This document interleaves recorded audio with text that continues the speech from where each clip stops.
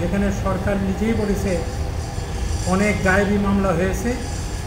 তো উনি দাবি করেছেন যে উনি ওই অনেক গায়েবী মামলার মধ্যে উনি একজন হাসানুল হক ইনু একজন বীর মুক্তিযোদ্ধা, 413 সভাপতি। ওনাকে প্রশ্ন করা হয়েছে যে আপনার কোনো বক্তব্য আছে কি না, আপনি কি দোষী কি নির্দোষ। তো উনি তার নির্দোষ বলতে যে আদালতকে দিয়ে একটা কথা বলেছেন, তারপর উনি জোর গলায় বলেছেন যে উনি সম্পূর্ণরূপে নির্দোষ।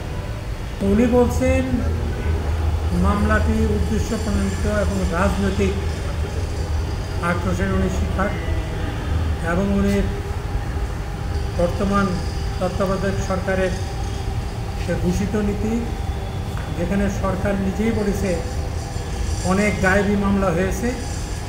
তো উনি দাবি করেছেন যে উনি ওই অনেক গায়েবী মামলার মধ্যে উনি একজন শিকার হয়েছেন, এইটা উনি দাবি করেছেন। আমরা আদালতের সামনে, ট্রাইব্যুনালের সামনে আমাদের বক্তব্য উপস্থাপন করেছিলাম। আজকে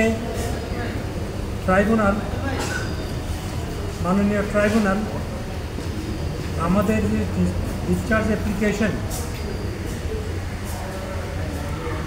বিবেচনা করে তা রিজেক্ট করেছেন বলে আমাদেরকে অবহিত করেন, এবং ফর্মাল চার্জ